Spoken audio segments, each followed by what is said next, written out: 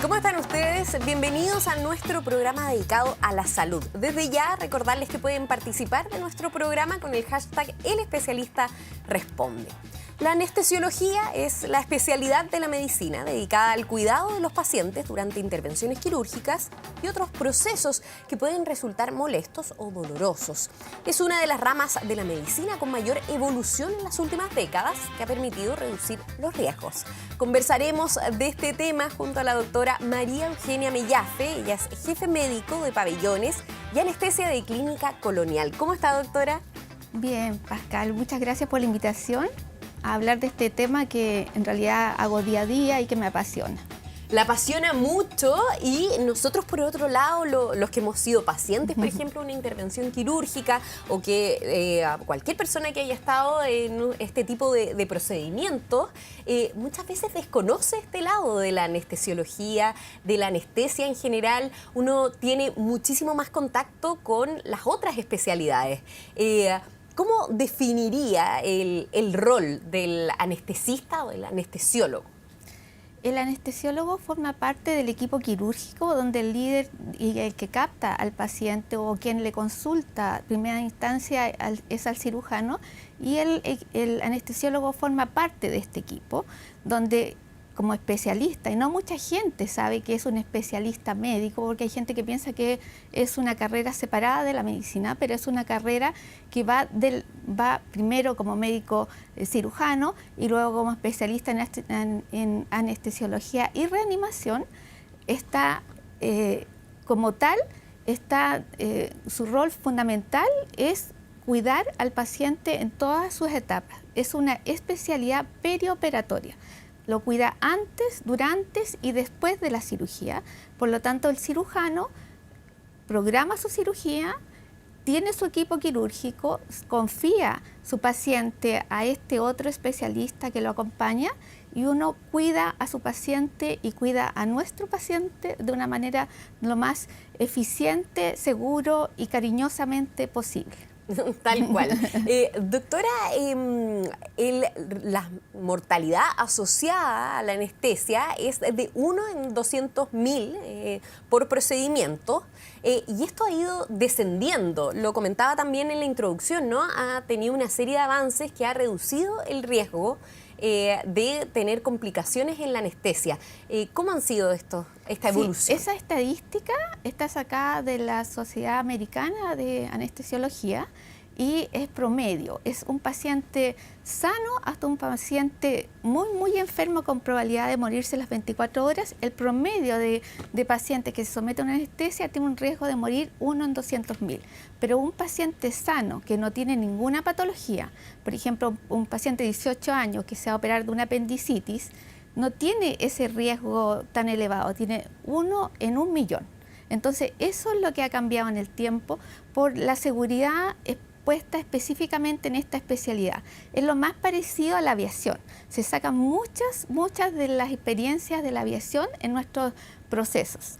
Entonces, desde el cuidado de estos pacientes específicamente por otro médico que está a su cabeza y que está dedicada al cuidado integral fisiológico médico, de la parte médica de este paciente, somos nosotros. No es como en la televisión, como en Grey's Anatomy, que el cirujano hace todo, desde el tubo hasta los rayos.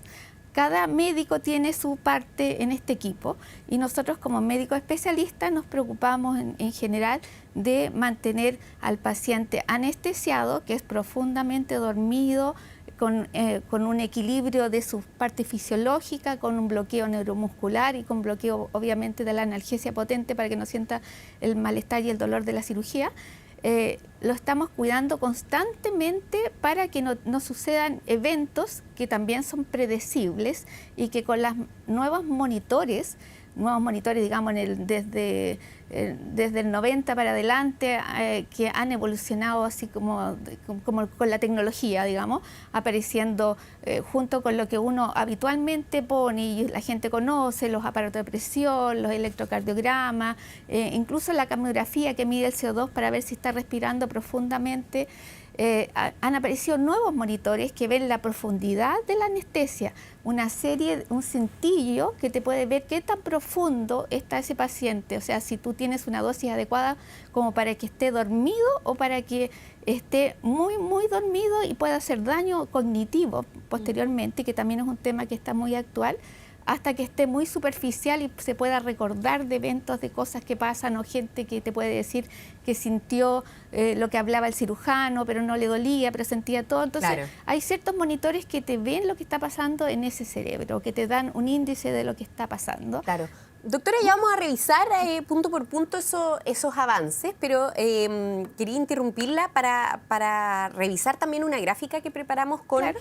Los tipos de anestesia, para que vayamos también ahí de a poco revisando los distintos procedimientos en los que ustedes también trabajan. Dentro de eso existe la anestesia general, o sea, el paciente queda inconsciente, la regional bloquea una zona del cuerpo, como por ejemplo la epidural, y la local para procedimientos pequeños. Ahí pusieron un diente, ahí uno suele asociarla al dentista, sí, ¿no? A esa anestesia local, está bien. Anestesia local. Pero cuando hablamos de regional o general, ¿cuáles son las principales diferencias? ¿Qué es lo que mayormente se ocupa? ¿Y qué debería saber un paciente? Porque muchas veces lo que pasa con la anestesia, uno se pierde este lado a veces claro, del procedimiento, de los procesos, ¿no? Uno se lo cuentan de forma más general, pero uno se queda más al margen versus la relación que conlleva con el médico tratante directo, o en este caso del cirujano, si va a hacer una cirugía, por ejemplo, traumatológica con el traumatólogo. Entonces, ¿qué debería saber el paciente de las diferencias entre estos dos tipos y lo que deberían preguntar también los pacientes? Como tú lo dices, son dos tipos, porque la local es como el término de la regional hasta el final. Ya. Porque existen dos tipos grandes de anestesia, que es la anestesia general y la anestesia regional. La anestesia general es la que conocemos todos cuando el paciente pierde conciencia y uno los intuba habitualmente y lo maneja con un ventilador mecánico y continúa con drogas para que sigan durmiendo. Y que la gente piensa que uno les va a dar una dosis inicial y si les va a alcanzar o no para terminar la cirugía. Entonces, una pregunta frecuente que hacen los pacientes es ¿cuánto me va a durar esta anestesia? La anestesia, si se van a despertar, en el medio. En el camino de la operación. Entonces, la verdad es que la respuesta es no se va a despertar y va a durar lo que sea necesario en la cirugía. Si dura media hora, y si dura 10 horas, 10 horas. Uno la va administrando en la medida que el paciente la necesita. Esa es la anestesia general.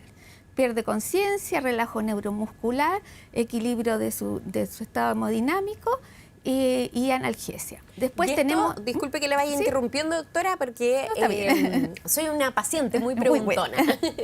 Para ponernos en el caso también de la gente que está en su casa y, por ejemplo, tiene este nerviosismo de que va a enfrentar una intervención quirúrgica de mayor magnitud y ya le comentaron que este procedimiento necesita la anestesia general.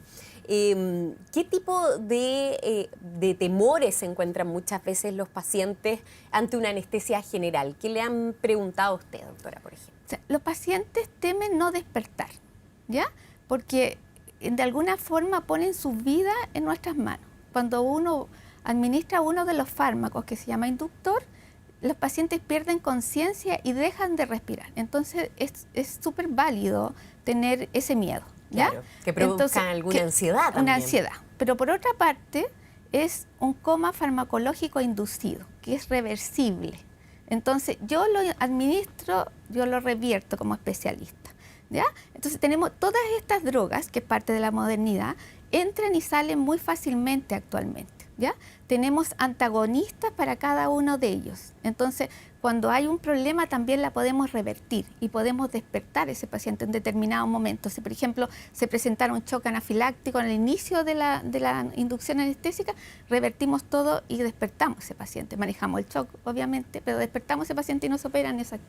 Pero en cierta forma es real que pasa a ser cuidado por nosotros, pero cuidado por un especialista que administra todos los días la anestesia y controla y sabe todos los efectos que podrían haber y tiene todos los protocolos. Los parámetros, va manejando. Va manejando los parámetros, pero además tiene todos los protocolos de acción para cada uno de esos eventos que se presentan rara vez, ¿ya? Pero cuando se presentan hay que estar listo y observando bien todos los elementos que te van a dar señales que puede venir algo que a ti que no es lo habitual. Claro. Entonces, uno le dice a los pacientes que en realidad sí va a estar en mis manos, pero va a ser un sueño reparador, tranquilo, que se vaya de vacaciones, que sueñe algo bonito y después nos vemos al término. Entonces, en general, después que tú te duermes profundamente, pierdes conciencia, no sabes nada hasta que te despiertas de la cirugía. Así debería cuando ser. ustedes dicen que sueña algo bonito, tampoco es verdad, porque uno se despierta y no se acuerda de... No, hay muchos que sí. ¿Que sueñan? Sí, me han pedido así como, doctora, me despertó justo cuando venía llegando la caipiriña. Así que sí, algunos sí se acuerdan. Algunos sí sueñan. Sí.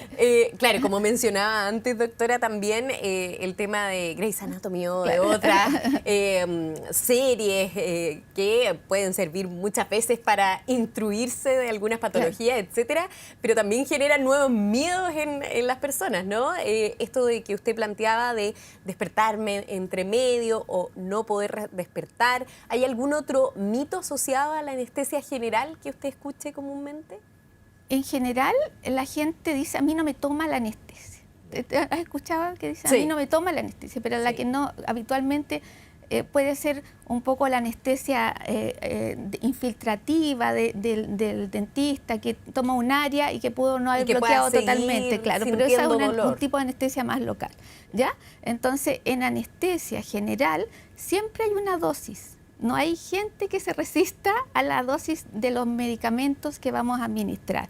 Entonces hay un determinado momento en que sí va a perder conciencia y no va a respirar más. Vas a respirar tú por él, primero con un globito que es el ambú, y después lo intubas y los conecta a un ventilador mecánico que siga respirando y siguen pasando drogas para que siga profundamente dormido, profundamente inconsciente, ¿ya?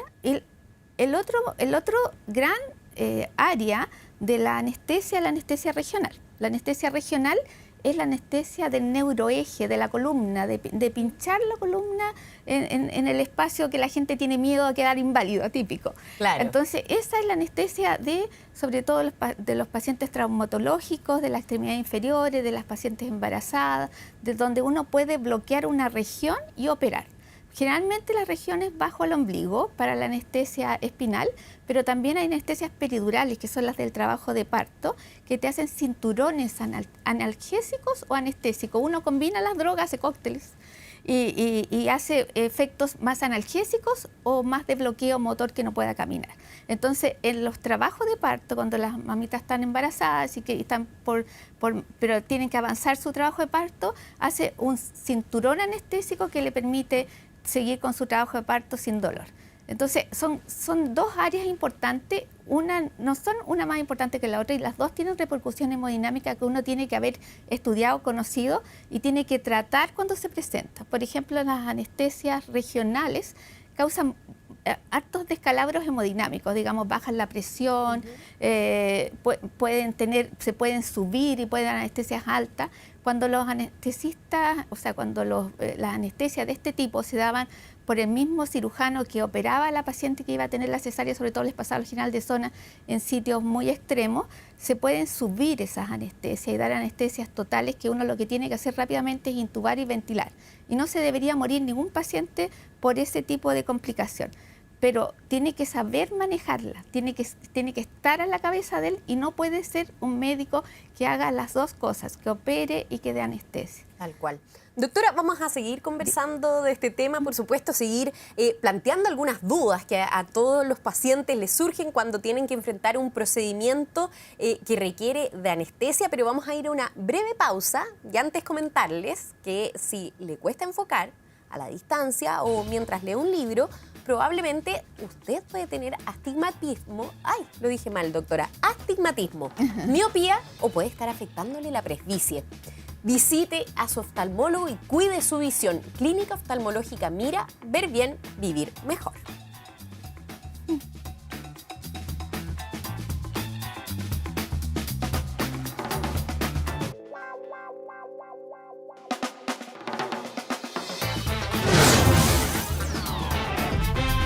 especialista responde. El especialista responde. Seguimos conversando junto a la doctora María Eugenia Mellafe de Clínica Colonial, de este mundo realmente, ¿no? Que es la anestesia. Doctora, quería revisar otra gráfica para que vayamos comentando lo que hablábamos en un principio, ¿no? De una serie de avances que ha tenido la anestesiología durante las últimas décadas y que ha permitido reducir los riesgos. Estos son algunos, ¿no? El monitoreo de profundidad anestésica, voy a leer los tres y después hacemos un comentario general. Ultrasonido para bloqueos regionales, bombas de infusión TCI con control preciso de dosis. Este tipo de tecnologías, ¿qué han permitido, doctora? Las tecnologías como tal son un gran avance, pero el avance mayor, diría yo, para empezar a hablar de esto, es que sea la norma que primero fue mundial y que fue aplicada por la Sociedad Chilena de Anestesia, que sea un anestesista, un pabellón. Eso hizo la diferencia en la seguridad de la anestesia en el mundo y obviamente en Chile también. Ahora, dentro de los avances tecnológicos, estos tres que tú mencionas son muy importantes y de mucho avance y que los tenemos ya en casi todos los centros especializados. Y especialmente el BIS, un poco lo que te mostraba de la profundidad anestésica, donde integra 100 ondas electroencefalográficas y las resume en un número y tú puedes ver qué tan profundo está esa anestesia, o sea, podrías ver si estás demasiado profundo y poder provocar un daño y puedes bajarla a un nivel que sea seguro para que esté dormido, pero no tan profundo y no tan superficial para que no esté despierto. Pero a su vez también la podríamos usar en otro tipo de anestesia, como en sedación, donde no queremos que sea tan profundo y el nivel sea adecuado para que esté tranquilo, pero no que se induzca ni pierda conciencia totalmente. ¿Ya? Entonces, ese es uno de los grandes avances que hay que complementarlo con la estandarización de los otros monitores, que son los que tienen que ir siempre igual. Ahora, la ecografía también vino para quedarse en anestesia y no somos a nivel usuario, no somos como los especialistas radiólogos que hacen diagnósticos específicos con la ecografía, nosotros la usamos. ¿Y cómo la usamos? La usamos en bloqueos regionales. Nosotros con un grupo de colegas partimos en el Hospital Clínico de la Universidad de Chile haciendo nuestros bloqueos regionales con ecografía, trajimos especialistas extranjeros y hicimos que comprar los primeros ecógrafos en Chile.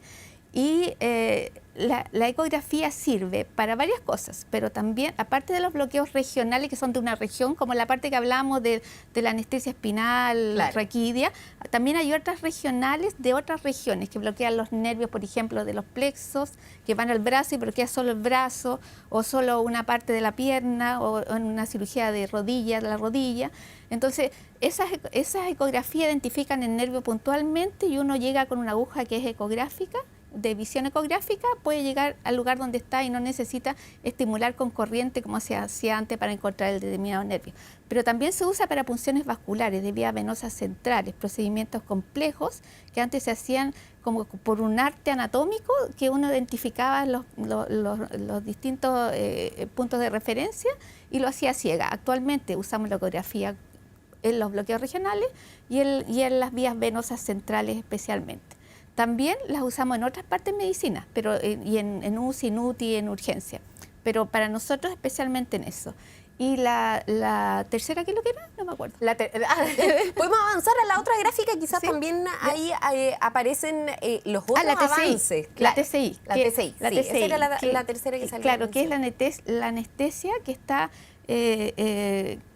está controlada por un programa farmacocinético, farmacodinámico, que tiene donde uno programa por edad, peso, talla, la dosis que va en el cerebro de ese paciente y te va dando cada cierto rato un nivel de como que te da un pulso de esa droga, llega al torrente sanguíneo y ese se equilibra con el cerebro y de ahí para y después vuelve a darla. Entonces la da específicamente para cada paciente y tiene un avance que es como del 90 para adelante, o sea, hace rato, pero es muy, muy buena en el sentido de que la droga entra y sale fácilmente y uno puede despertar rápido a esos pacientes y se pueden, sobre todo es muy usada también en técnicas como finas de neurocirugía o incluso en cirugías de recambio rápido, en cirugías de ambulatorias que se tienen que ir en el día, que no tienen que quedar residuos de esa anestesia. Perfecto. Y revisemos también la otra gráfica en donde aparecían los otros 3 avances, doctora, que los podemos revisar. Ahí quedamos esperando la gráfica. Pero mientras, doctora, ya que no avancemos con esto, pero si no después va a desaparecer. Sugamadex es un fármaco que revierte de forma inmediata el bloqueo neuromuscular, protocolos, eras y prehabilitación y aplicación de la inteligencia artificial y Big Data también para predecir complicaciones y personalizar la anestesia.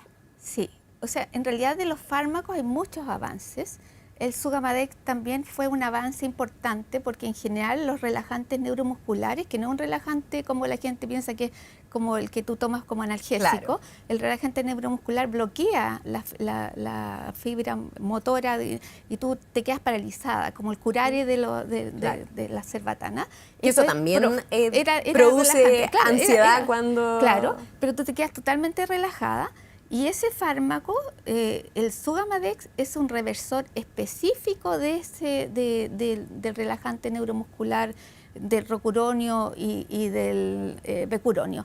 Pero antes y ahora actualmente todavía se usa la neostimina y la atropina, que es un relajante que es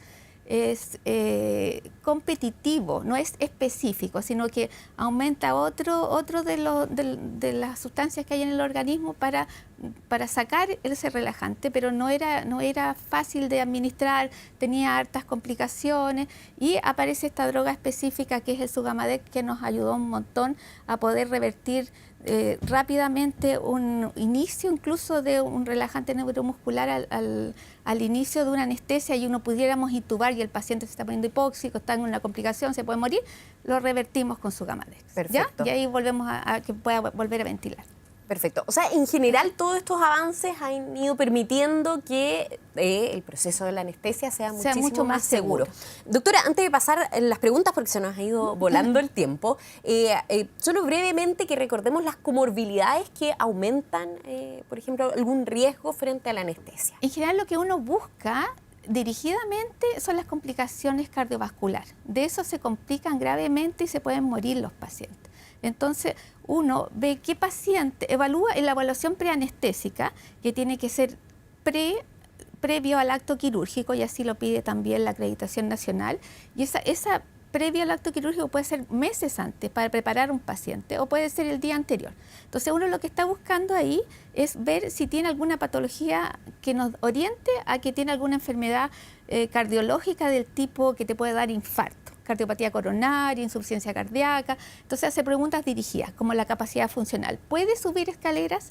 ¿Puede caminar más de 5 cuadras? Uno está buscando cómo está ese corazón, si va a resistir esta carrera que va a ser la cirugía y la anestesia.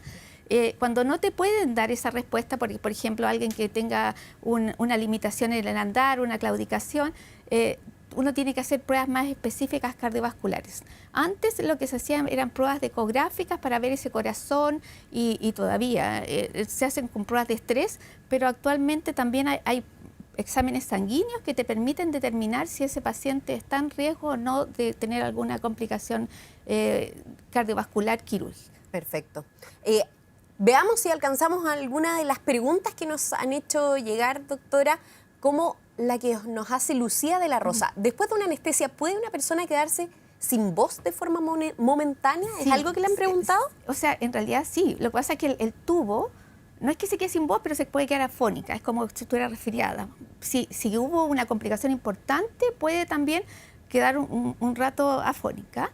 Pero lo que pasa es que cuando uno pone los fármacos, el paciente deja de respirar. En ese momento uno tiene que introducir un tubo por las cuerdas vocales.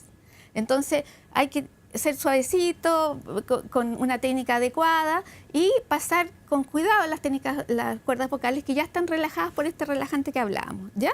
Pero a veces el procedimiento es más difícil, costó, tenía nódulo, tenía una estenosis anterior, estuvo intubada por el COVID y quedó con alguna secuela. Entonces hay pacientes que son un poco más complejos, que las cuerdas se dematizan y eso las hace cerrarse un poquito y después tener más molestias en el postoperatorio. Esas son de las cosas más frecuentes de molestias en el postoperatorio, que no son tan graves, digamos, como un paro cardíaco o un infarto, Claro. pero que son frecuentes. Entonces uno se las explica a los pacientes O sea, como puede dentro de pasar. Puede pasar. Puede pasar. Veamos si alcanzamos otra de las preguntas que nos han hecho llegar a través de El Especialista Responde. Priscila Gangas nos pregunta, ¿por qué sube la presión cuando se aplica anestesia? ¿Eso pasa, doctora? Es que yo creo que la pregunta de ella va a la anestesia del dentista, que tiene vasoconstrictor, que es algo que te acelera Porque la frecuencia cardíaca. En las general, otras anestesias la no- anestesia no- baja más la no presión debiera que pasar, sube, claro, porque vasodilata, el paciente viene en ayuno, y lo que más pasa es que baja la presión. Ahora, también podría subir si el paciente está superficial y lo intubamos antes de que esté listo, ¿ya? Pero ella no se daría cuenta que eso pasó. Eso pasa dentro del pabellón. Si ella se alcanza a dar cuenta que le sube la presión con una anestesia de infiltración local, es porque tiene vasoconstrictor que acompaña el anestésico local y hace que te aumente la presión. Perfecto. Doctora, se nos pasó volando el tiempo del programa, nos quedaron varios temas pendientes incluso. Cuando quiera. Pero sí remarcar, de hecho, lo que usted comentaba, ¿no? Que muchísimos centros del país cuentan con un equipo de anestesiólogos y eso es lo importante también. Fijarse que en esta cirugía, esta parte tan fundamental de la medicina, ¿no? Exactamente, uno tiene que insistir en que sean los especialistas adecuados en el lugar adecuado. Por lo tanto, los invito a buscar en las redes, que hay tanta información, para estar tranquilos y la anestesia está cada vez más segura. Hablamos de hartas complicaciones, pero son muy infrecuentes. Es más frecuente que te pase algo al cruzar la calle que al someterte a una anestesia. Tal cual. Muchísimas gracias, doctora, por habernos nada. acompañado esta tarde y a ustedes también muchísimas gracias por su sintonía. Siga en Canal 24 Horas. Chao.